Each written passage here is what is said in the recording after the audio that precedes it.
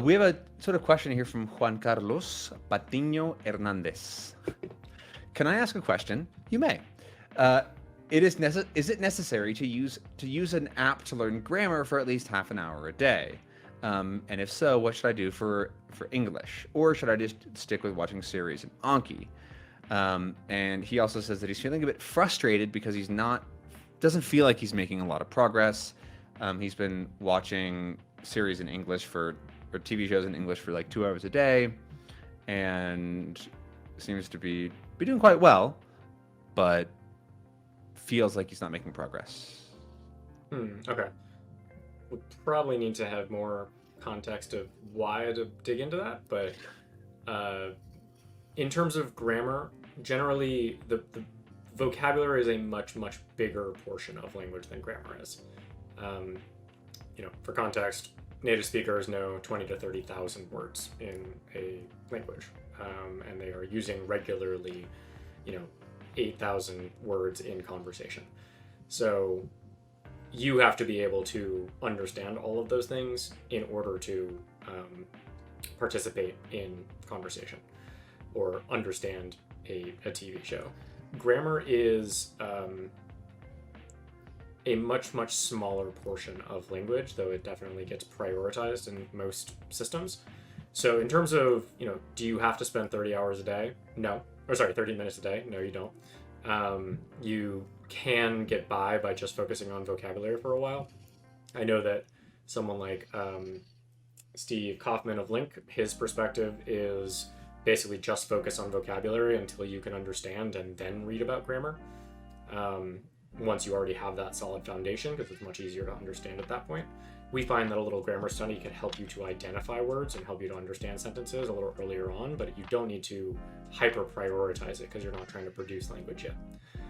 So in terms of specific resources for English, I would need to go look at what our resource database recommends. I don't know off the top of my head, though I think EF, English First, does offer some grammar resources, but Ben, you got any opinions? Yeah, I am pretty big on the train of sort of like Steve Kaufman of wait until you're trying to use the grammar to really dive into it.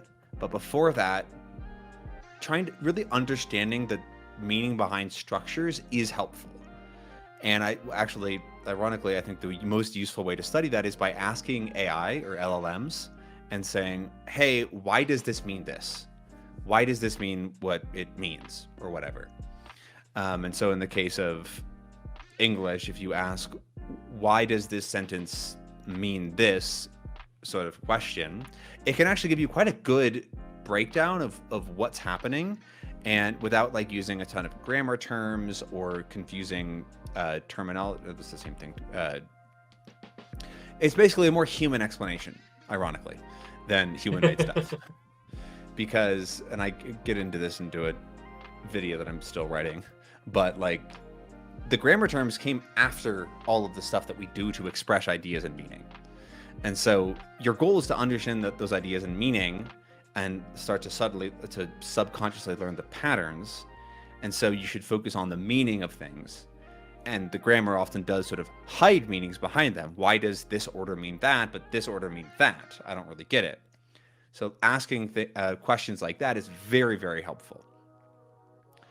We actually have a free tool in our Refold Central server and also the course server where you can ask a slightly trained AI questions like that, and it will give you a response about sort of what a sentence means and help you to understand it a bit more. And so that's something that I'd recommend that you try, also because you can get answers in your native language. You don't have to like also worry about understanding the English to understand the English. So you don't want to have to ask a question about a question that you asked a question about, because that'd be confusing. So yeah, that's what I have to say on that.